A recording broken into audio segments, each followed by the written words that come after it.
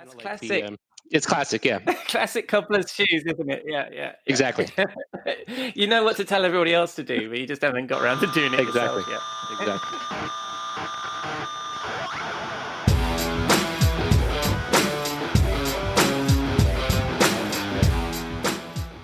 Welcome to episode 36 of Rockstar CMO FM. The M is for marketing, the F is for, well, you decide. As you're probably wondering, if the world needs another effing marketing podcast. I'm your host, Ian Truscott, founding editor of Rockstar CMO, your regular hit of marketing street knowledge, where we share straight-talking marketing advice from our community of marketing writers and CMOs. You can find us at rockstarcmo.com or at Rockstar CMO on LinkedIn and Twitter.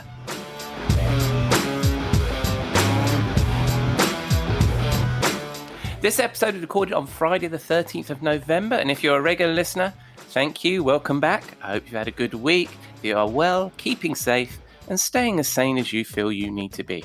If you're new, welcome. Hope you enjoy the show.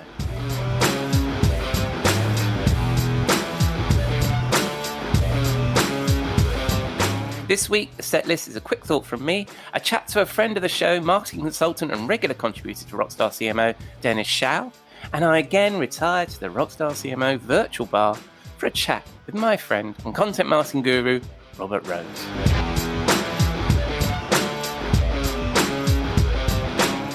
Right, let's get started, shall we?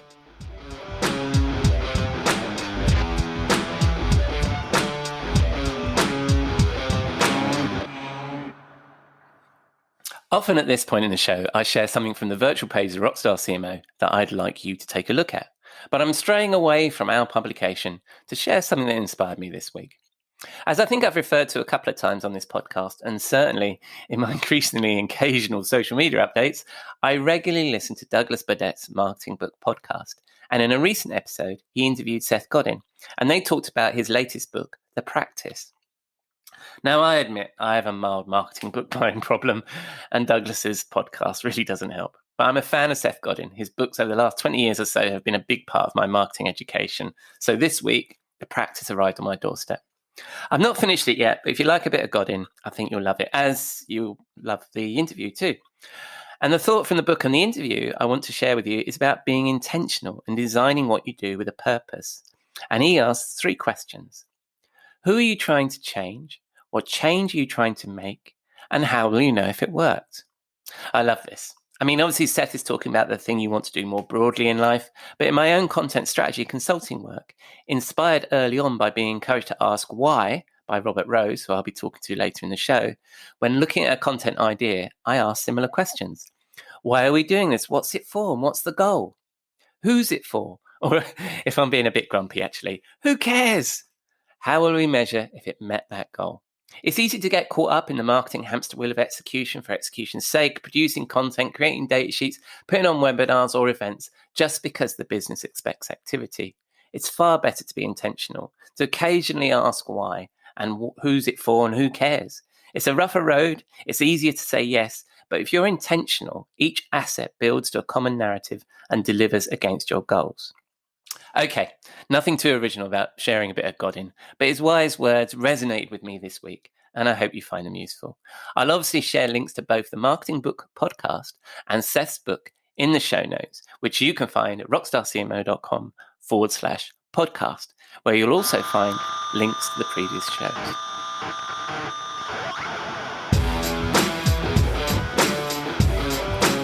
Right, I think that's quite enough from me. Let's welcome our first guest, Dennis Shiao. Dennis is an independent marketing consultant who is a content marketing, product messaging, and social media marketing expert. He is well known in the industry. He's the co-host of the Bay Area Content Marketing Meetup, a regular columnist for CMS Wire and Content Marketing Institute, who recently recognized Dennis as the 2020 Community Champion at this year's Virtual Content Marketing World event. Dennis is a friend of the show. I chatted to him on episode 5 and a regular contributor to Rockstar CMO.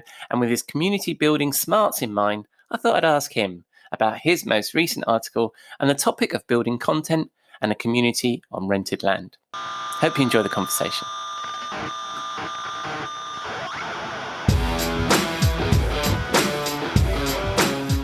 Welcome back, Dennis, to Rockstar CMO FM. How are you? I'm good, Ian. Thanks for having me. Well, you're very welcome. And for people that haven't heard you on the show before, tell us a little bit about yourself. Sure, I am a marketing consultant. I'm based in the Bay Area of California. Hmm. I spent a good chunk of my career in full-time roles in marketing, in both product marketing and content marketing. About 2 years ago, I went out on my own, excuse me, as a marketing consultant. It was largely due to wasn't necessarily by choice. There was a company acquisition, and my role had been eliminated.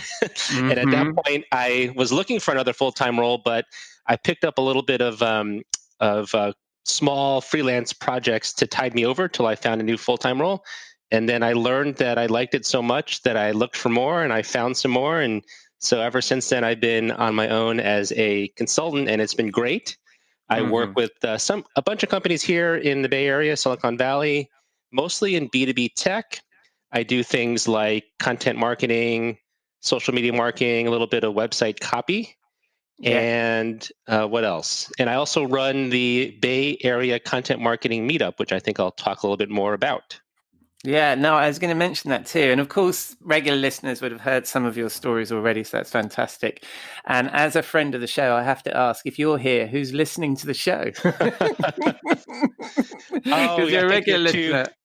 I think you're too modest. I am definitely a hardcore listener, but I'm sure there's many other thousands or Well, millions of raving fans out there also listening. they're tens, I think we decided. Well, I really appreciate your support on Twitter. Thank you very much. Now, the reason why I had you on is because you wrote the theme for this month, as we've been discussing, has been the whether we build our personal brands and our corporate brands on rented land, i.e., the big tech, or whether we put in the hard miles and build something that we own, right? So Right. that was the theme of Rockstar CMO this month, and you contributed to that. So, do you want to expand on what your view of that? You had a great personal story around that. Sure. I think I'll start before the story with just my main strategy for folks to Hmm. consider, and that is to always to go into anything with owned land as the objective. So always Hmm. plan for owned land, but you cannot eliminate, or it would be unwise, in my opinion, to not consider rented land. So I Hmm. look at it as almost a use rented land as a way to get to the destination, Hmm. which is owned land, your owned audience. I Hmm. guess a similar analogy is when you think about certain employment opportunities. There's what is it called, the uh, temp to hire. Like you can go Yeah. work for a company as a consultant, and then the arrangement is if it works out for you, then they will hire you as a full-time employee. So I Hmm. guess like a full-time employee is kind of like the owned land, the destination you want to reach, and Hmm. there's an interim period of getting there. Hmm. So my strategy is always owned land is the most important thing in my mind, because then you have an audience that you have a direct relationship with, and you Hmm. can essentially control your own destiny, but you can often get to that destination with the help of rented land. So I'll use Right. an example. So I Good. mentioned I run the Bay Area Content Marketing Meetup. Before the pandemic, we used to meet once a month in the Bay Area in person. We would Hmm. have pizza, we'd have a presentation from a marketing expert, and it was a great way to gather local marketers. And as you can tell by the name, we use the meetup.com platform. So when I Hmm. created this group, I went to meetup.com, I created the group. Yeah. The business model of meetup.com for organizers is that there's a subscription fee. So I think every 6 months I pay some nominal fee, which is totally worth it. Yeah.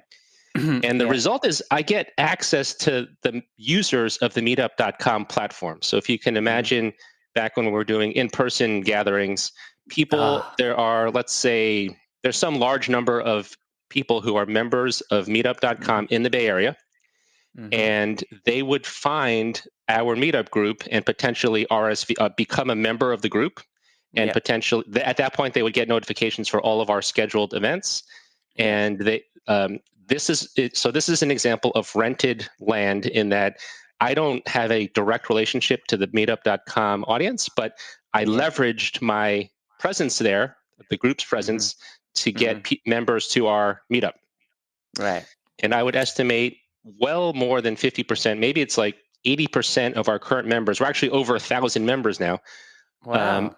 came from the meetup.com platform. Like I don't know these people. I leveraged that platform to get users.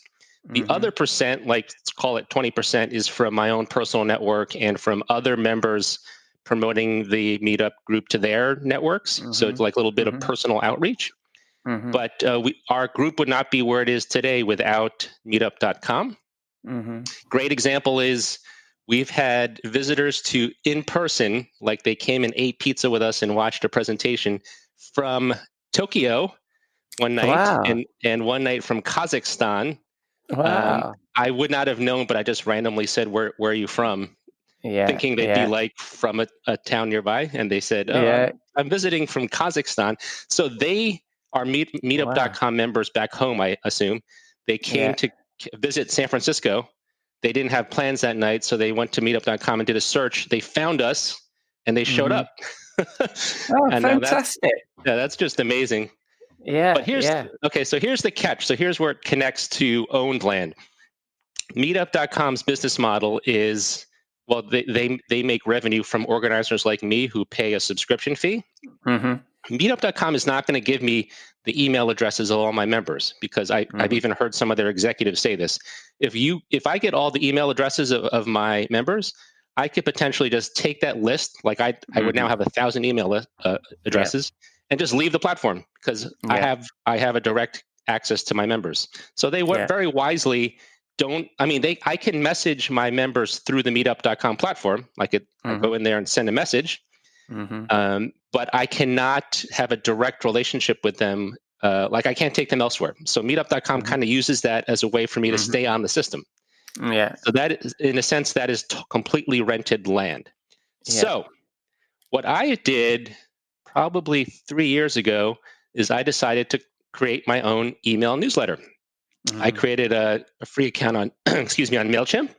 And my premise at the time was I can message my members on meetup.com, like next Tuesday is our next meetup. But I wanted an additional vehicle to promote our meetups. And at the same time, I could just sprinkle in other content that I'm curating or my thoughts. So this is about 3 years ago. So I started the newsletter. I did some initial hand-to-hand combat of outreach to try to message the people that I did know, like I do have their email addresses because I know them, and say, would you like to subscribe to my newsletter? So it built a very modest following. It's not like I could do an export and then a full import, because of course meetup.com is not giving me the email addresses. So it's just like reaching out to the regulars whose email addresses I had, and asked them if they wanted to sign up for the newsletter.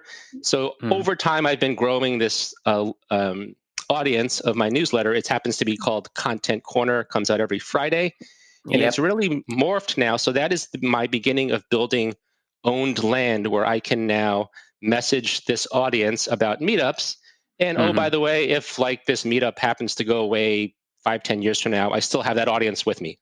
So that's great, because if I didn't have that owned audience and I just stopped the meetup, then like I have nothing. I walk away with nothing. So two things on that. One is I think the challenge for marketers when they move people from rented to owned, as you have done, is how do you incentivize people to make that move across? I'm interested in that from your perspective, but also, have you found the meetups themselves, since we're all in sort of COVID times and you've gone virtual, have you found that's changed your reach? I mean, you're talking about somebody physically coming from Kazakhstan and coming to your event. Are you now finding that you're getting that reach? I mean, does the meetup platform still work with virtual events? Are you finding you're getting that greater reach now? Oh, for sure. So it's been pretty amazing, actually.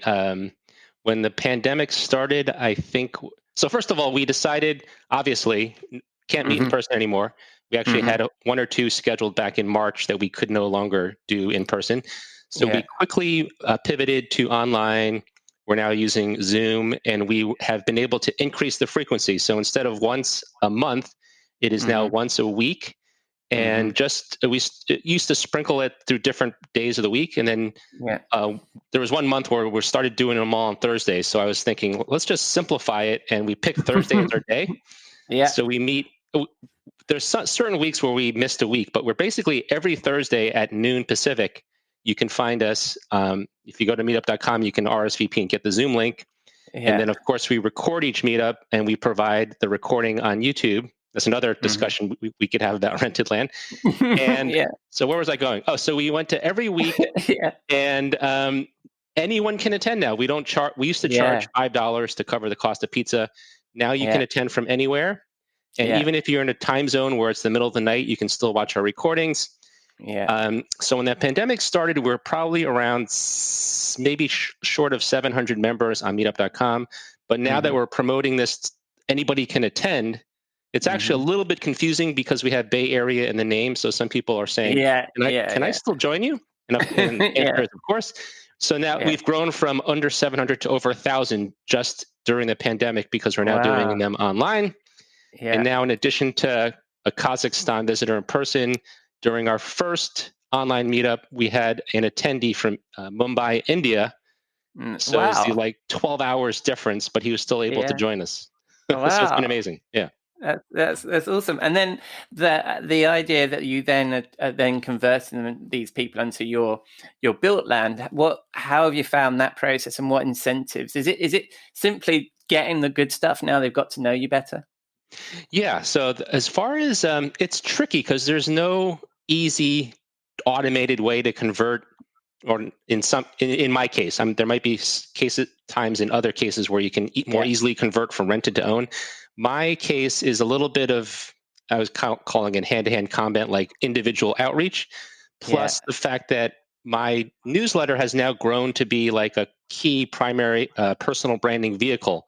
So for Yeah. instance, I have it in my email signature. If you go Yeah. to my Twitter profile, so I'm Yeah. just trying to get it. It's almost broader than the meetup now. It's now Yeah. a key vehicle that I promote everywhere I go. And like Yeah. if I write, I think I probably put it in my author profile on Rockstar CMO. But when I write on Yeah. other Yeah. sites, I make sure I Yeah. link to the newsletter. Yeah. Yeah. Um, so in that sense, I'm trying to just get Yeah. a more broadly grow my own land, even beyond the meetup. Yeah. Yeah. Yeah, yeah. Well, I think it's also interesting that you chose a newsletter as your. I mean, most people choose like a blog or a Medium blog or something like that. Right. Whereas you focused on the newsletter first. How's that worked out for you? I mean, it's an interesting route to start with a newsletter. Yeah, I think there was a really simple reason I chose the newsletter as the vehicle initially is because my main motivation was around emailing my meetup members up Hmm. beyond the meetup.com platform. Yeah, So in that sense, like a blog would make sense because who would actually know to go visit my blog to learn yeah, about the next yeah, meetup? yeah, And I started it long enough ago, like maybe, like I said, 3 years, that yeah. I think I was early on the trend. Like email newsletters have been on this True. what's the word I'm looking for? Yeah, it's what's old is new again. It's like a lot of Yes. Yeah, yeah, everyone's doing it now. So I guess yeah, I yeah, was just fell into the trend that they're now yeah, becoming very trendy as a way yeah, to yeah. connect with subscribers. Yeah, well, there's a lot to be said for that. I mean, I wrote about getting back into RSS the other day, and of course, nobody's bothering to put their but it's a similar thing, isn't it? If you manage your Yeah, subscriptions well, then you can actually stay connected with authors pretty well through their newsletters. that's right. And there's some really Yeah. good ones out there. So that's fantastic. What a, any plans for creating your own? Because you have blogged before, you have run your own blog and stuff, and you are Yes. occasionally on Medium. Any plans for that? Yes. Yeah. So I mentioned this in my Rockstar CMO post. I do. I have my own business, of course, but I have Hmm. not yet built my business's website. Hmm. So it's something that it's kind That's of like the classic. it's classic. Yeah. Classic cobbler's shoes, isn't it? Yeah, yeah, Exactly. yeah. You know what to tell everybody else to do, but you just haven't got around to doing it yourself Exactly. yet. Exactly. I created. I have had a Medium account for quite some time. That was like if I Mhm. wanted to publish something, I would just go to Medium. Yeah, So that's just another example of rented versus owned, yeah, where yeah, I can publish on Medium and they've got a great, very simple user experience for publishing a new post. And I yeah. get the ability for people on medium.com to find me. And I do Mhm. get a lot of people who don't know me finding my posts. I even get certain publications that see my post and ask if I would be part of their collection or whatever the term on Medium's called. So Mhm. that's all good. I just know that that's still rented land. Like Medium could go away, or they could Mm-hmm. change the rules. They could make me pay for access to my audience. Mm-hmm. Like who knows? So Mm-hmm. I do plan to launch my website for my business Mm-hmm. and then Mm-hmm. start publishing my content, like new blog posts there. Yeah, well, that's brilliant. I think that's something new as well since the last time we chatted. So that's really good. That's really good to hear. Well, I mean, that was fantastic. Thanks for that. I mean, normally I finish with the question about chucking things in the Rockstar CMO swimming pool, but I think we've both been there already, so that's fantastic. Yes. And I will include links to your newsletter if they're not there already in the show notes. And if people are spinning the dial on the interwebs and they want to find you, Dennis, where would they find you? Sure. I'm most active on Twitter. My handle is dshiao, DSHIAO. You can also look me up on LinkedIn and connect with me. If you're connecting with me as a result of this episode, just mention Rockstar CMO podcast so I have some context. Yeah. Because like most of us, I do get random invitations quite often. Yeah. But those are the two key places I reside. All right. Well, I recommend people follow your newsletter. I certainly read it. It's fantastic. And I should attend the meetup now that it's virtual. I should absolutely do that. That's right. It's 8:00 at night for me, I think now, or 9. So, but yeah. I'll certainly do that. And I recommend people come by and look at your work. And thank you very much for your contribution to Rockstar. And like I say, I'll include all the links. Thank you very much, Dennis. I'll speak to you again soon. Sounds good. Thanks for having me. Cheers, mate. Bye-bye. Thanks, Dennis. It's always a pleasure to catch up with him. I strongly recommend connecting with Dennis, a super chap, and I will, of course, include a link to all the good stuff from him, including his meetup, his newsletter, and social links in the show notes. Right, it's Friday evening, time to wind down for the weekend. And what better way than to join my friend and content marketing mentor, Robert Rose, in the Rockstar CMO virtual bar.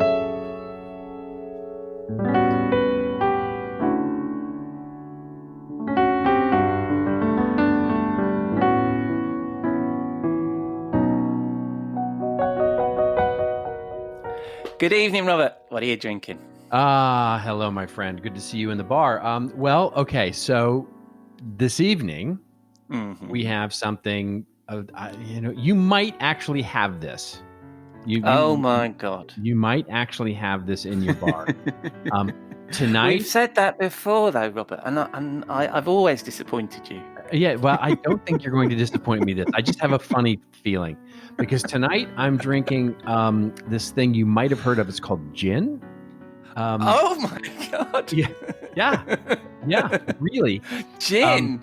I have been exploring and much in celebration of our of course get-togethers. I have been exploring the high-end world of gin and tonics, and so. Nice. This is are you familiar with Dingle, the brand gin? Yeah.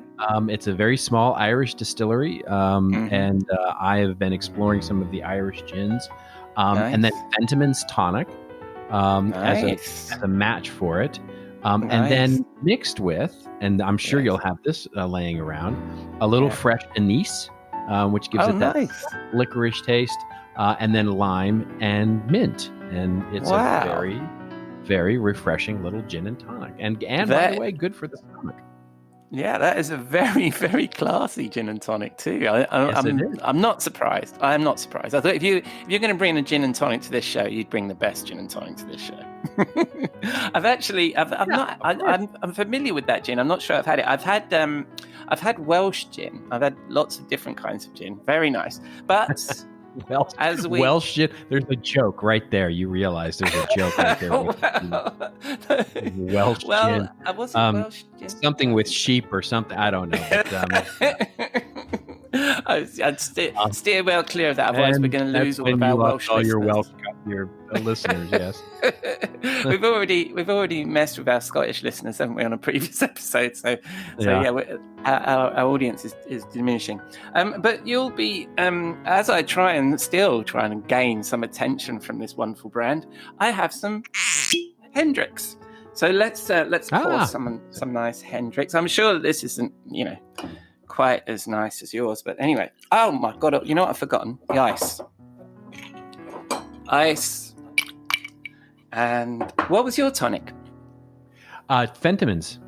Nice. I got Fever Tree again. Cucumber Fever Tree, so quite fancy. There we go. Ooh, that's lovely. Yeah, gonna do that. And I can only imagine what your measures are like. Probably quite a generous amount of gin. It's just, you have a big bottle of gin and a small bottle of tonic, and you just There's a reason for that. You know what? You know what I should have done? I should have actually had the tequila. Missed an opportunity there. So I have some very fine tequila. No, I have a gin and tonic. Let's try this. Robert, week after week, you hit these out of the park. That is a delicious drink. Oh, that's lovely. I could drink one of these probably every week. Yeah, I think. Yeah, very nice. And what did you call it again, Robert? I called it a gin and tonic. That was it's a very fancy name for it. Yes. I like I'm going to try the anise and the mint. Yeah, the anise and the lime mint is a lime. Yeah. It's a daytime drink. It's a day drink for sure, like a Sunday afternoon kind of thing. Oh, see, you got me right there. Day drinking. So, so are we day drinking these, or are we? Where are we going to go with these? Yes, of course we are. Well, I think here.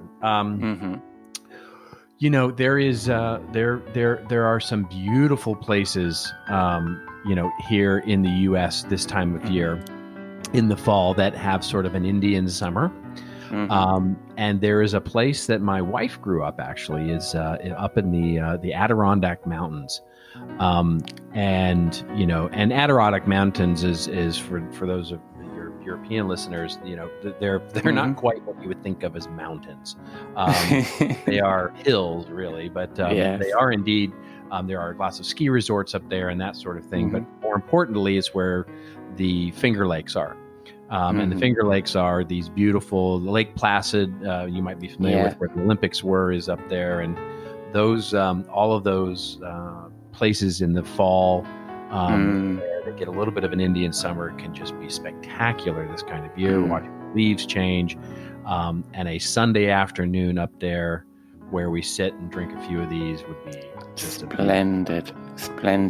I mean, I've been close there geographically. I don't know whether I've actually been there, but I do have. So, and I can't pronounce the word that you just said, Adirondack. I do have some Adirondack chairs that I bought in the US that we brought back to the UK. So I can sit on a chair, at least, with the right name.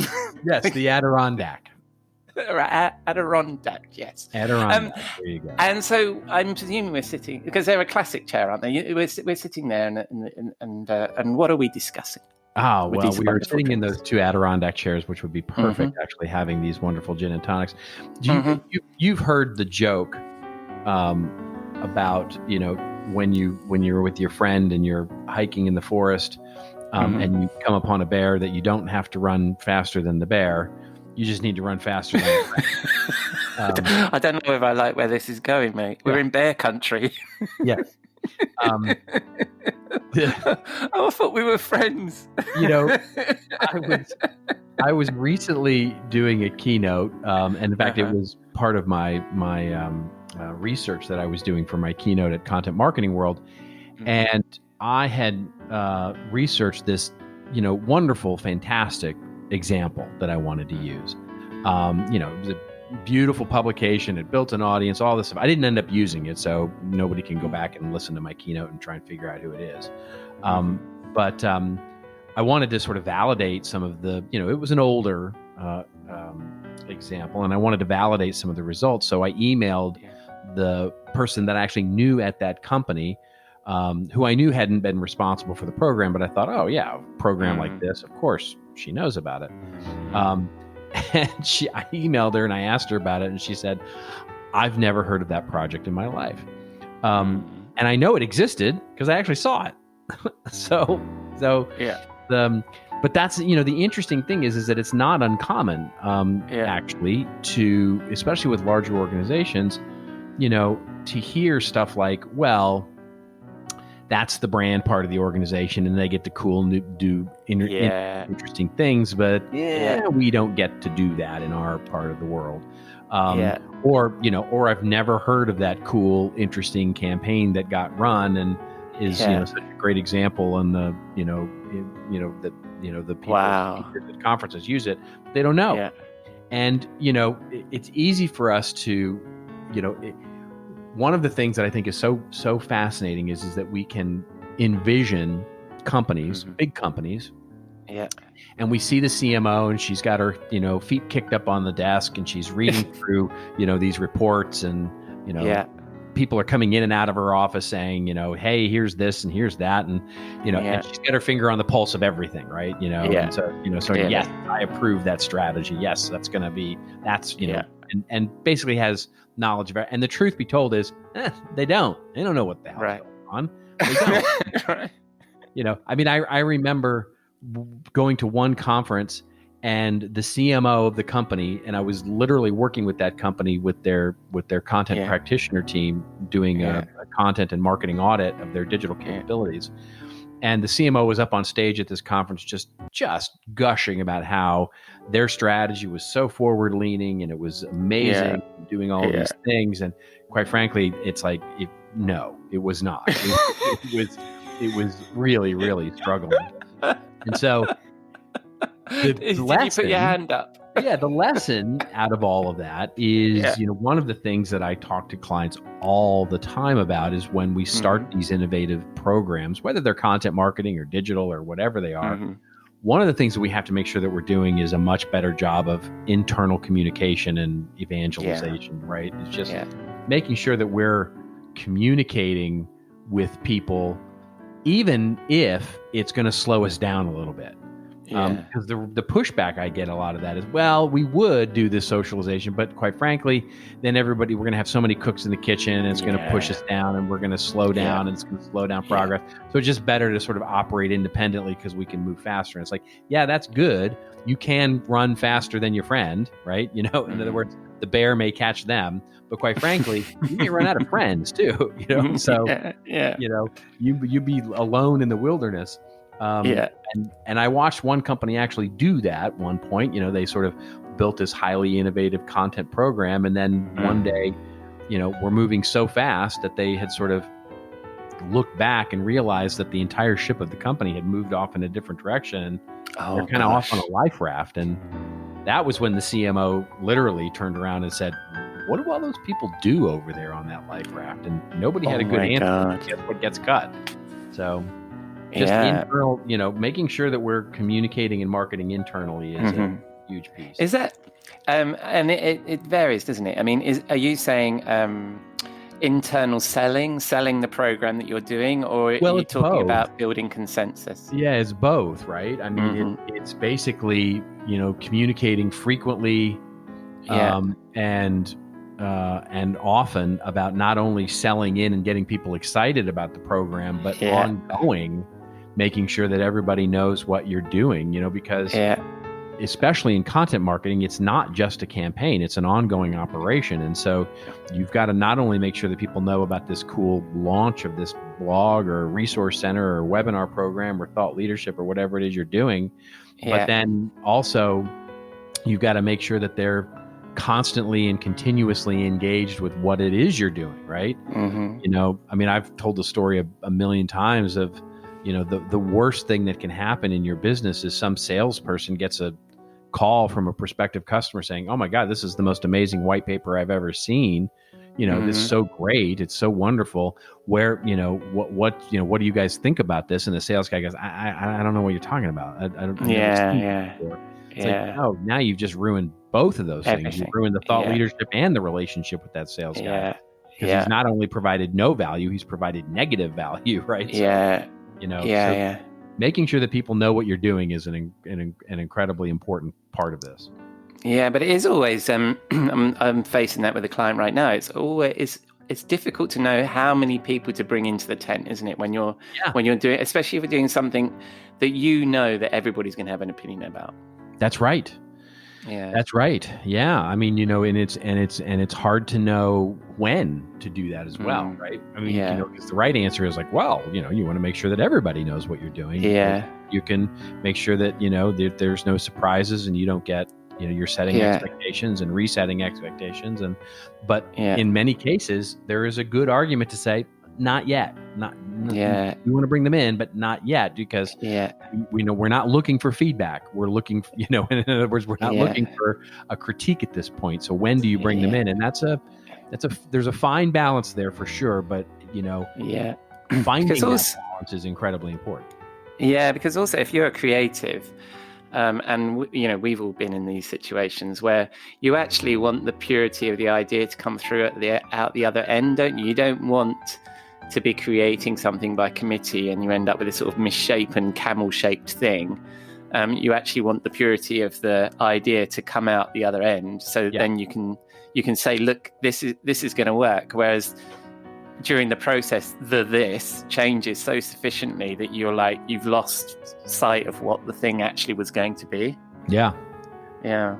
And how do you? I know there isn't a definitive answer, like one way or another, but how do you coach that? I mean, do you put that in the plans when you talk to your clients about, don't forget you need to do some internal selling as part of your program, or it's best to include the stakeholders in here? How do you manage that with your clients?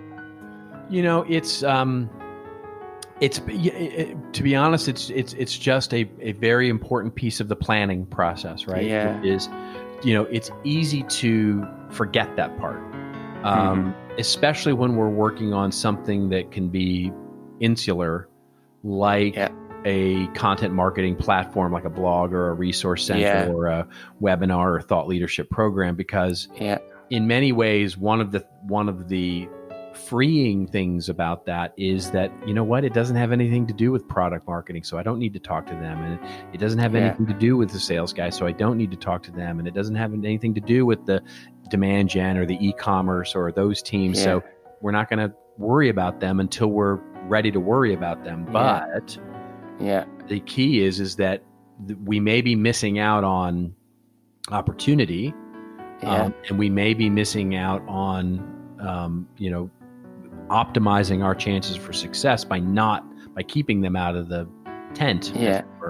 So it just becomes, you just throw up the question mark, right, as part of every step along the plan to say, who do we need to communicate this to? Who do we need to communicate this to? Who do we need to communicate this to? Yeah. And they've got a different opinion, right? They should have been there at the beginning. It would have been way better. There's that too. I mean, there's the, who do we want in the room in the very beginning of this thing, and then there's who do we need in the room to make sure that we can keep going. Yeah, no, that's perfect. Thank you very much, Robert.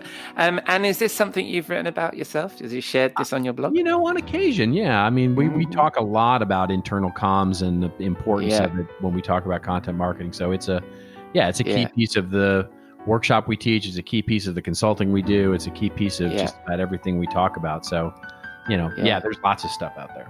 Yeah, and I should actually pluck quotes from your book, I think, as part of some of our or your books, I should say, as part of this conversation, because I'm sure you referred to them there. But if people do want to read some of your stylings and are not buying your books, where might they find you, Robert? Well, they would find me at the wonderful contentadvisory.net, which is, of course, our lovely home on the interwebs. Yep. And when they spin that dial and they want to catch up with you on the socials, wherever they find you there? Oh, who knows? Social media, what the hell is that? I don't know what that is these days. No, I'm on Twitter, of course, at Robert_Rose, and then on LinkedIn as well, which is always just a good search away. Well, all right. Well, thank you very much for introducing me to gin and tonic this week. Absolutely a pleasure. I have no idea what I'm going to drink next week now. I don't know whether we've burst that joke, but will I see you next week in the bar? You will indeed. I look forward to it, my friend. See you then.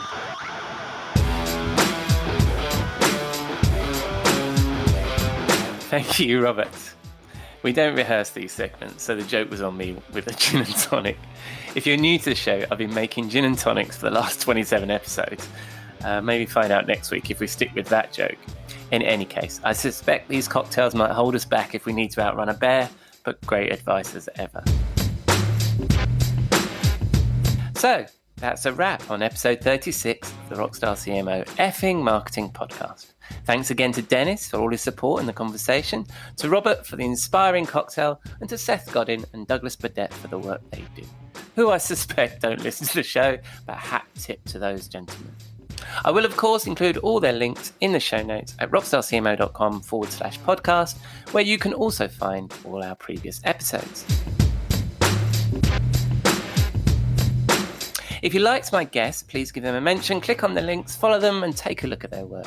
I really appreciate their time. But most of all, thank you for dropping a dime into your podcasting jukebox, selecting our track, and jiving along with us. Hope you enjoyed the show. So, do you think the world needs another effing marketing podcast? I would love to know what you think. Drop us some feedback, a review, subscribe, share, or just keep listening. I'm glad you're here. Next week, I'm dipping into the world of marketing operations and chatting to Simon Daniels, a freelance fractional marketing leader, and, you heard the man, Robert Rose will be back in the Rockstar CMO virtual bar. Until then, I've been your host, Ian Truscott, founding editor of rockstarcmo.com, and I hope you'll join us next week here at Rockstar CMO FM.